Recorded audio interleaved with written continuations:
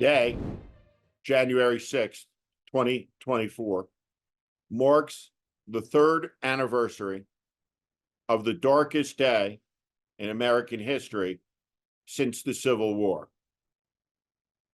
America has had many tragic hours since 1865, but none are as terrible as what happened on the January day when thousands of Americans in the second decade of the 21st century, incited by a president of the United States who lost an election, attacked government of the people, by the people, for the people.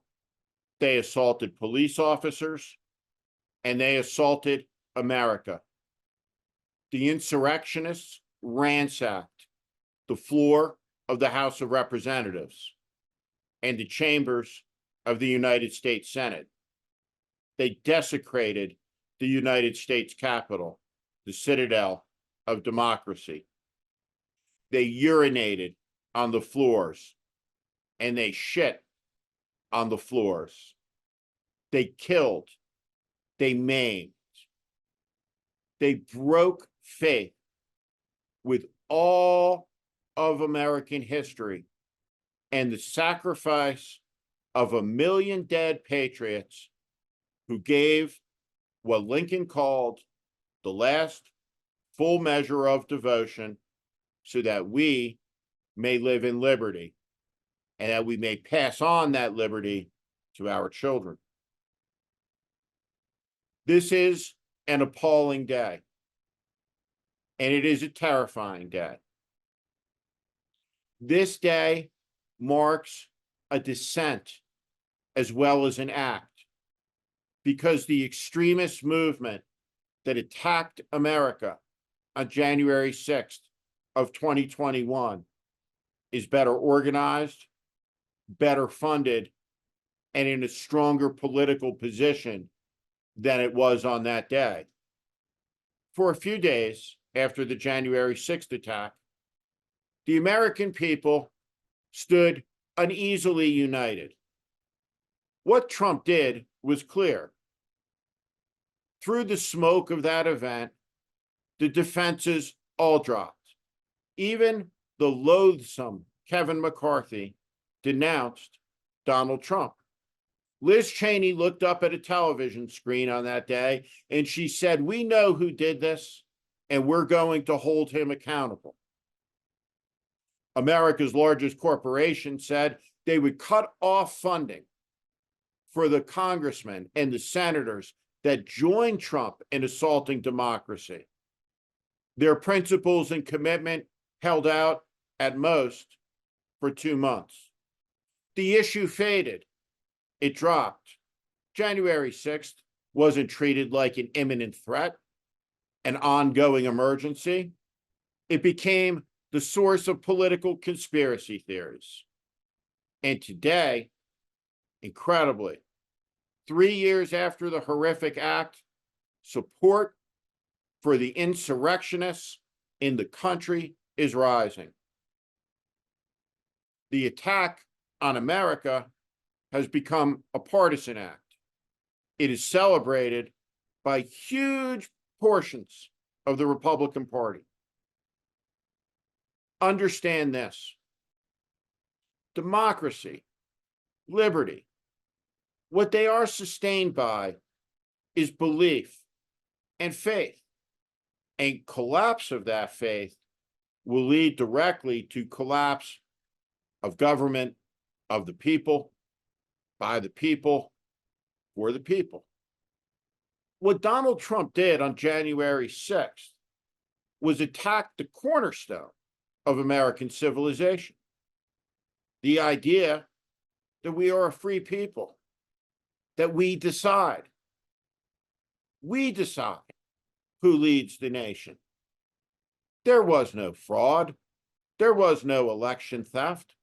All of it, every word of it, is a monstrous lie. And that monstrous lie has spread.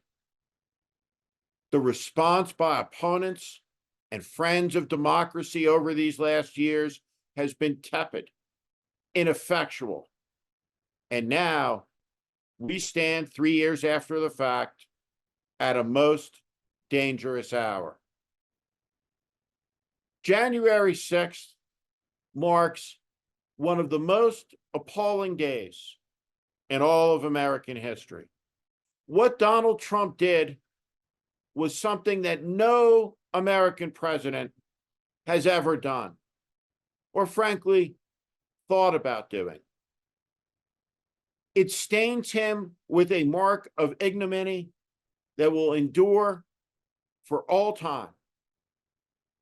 He is the president, the only one besides Jefferson Davis who has ever attacked the United States. The American people will have to decide, do we want to live in a country that looks more like Russia, that looks more like China, where government is big and powerful and can do whatever it wants to whomever it wants, whenever it wants, because power makes right? This is the antithesis of the American idea and ideal. This is a day where if you pray, pray for your country. This is a day where if you are a patriot, mourn for your country. But more importantly, prepare to be defiant. Prepare to fight back. Prepare to defend the inheritance given to us by our founding fathers, redeemed for us through the blood sacrifice of the American Civil War and through the Civil Rights Movement. Fighting for America is a noble thing. Government of the people, by the people, for the people, shall not perish from this earth, as Abraham Lincoln said. It will not be taken by a Queens hustler named Donald Trump, but it will require the American people to do something that they have not yet mustered the strength to do. And that is this. It is time for all of us, Americans before we are Democrats or Republicans or independents or white or black or whatever, but as Americans, to crush this terrible fascist movement once and for all, so this country can move on and find its way back on the path that leads us up to the mountaintop from where Martin Luther King, through his prophetic vision at the hour of his martyrdom, saw the valley of a just society ahead. We can reach that place, but only a free people can reach this place.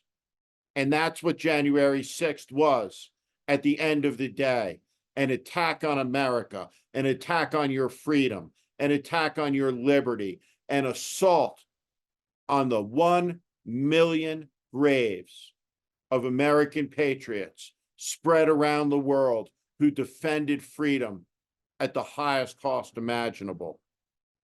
This is a day where good Americans look with the deepest contempt at any person who tried to take what was given to us.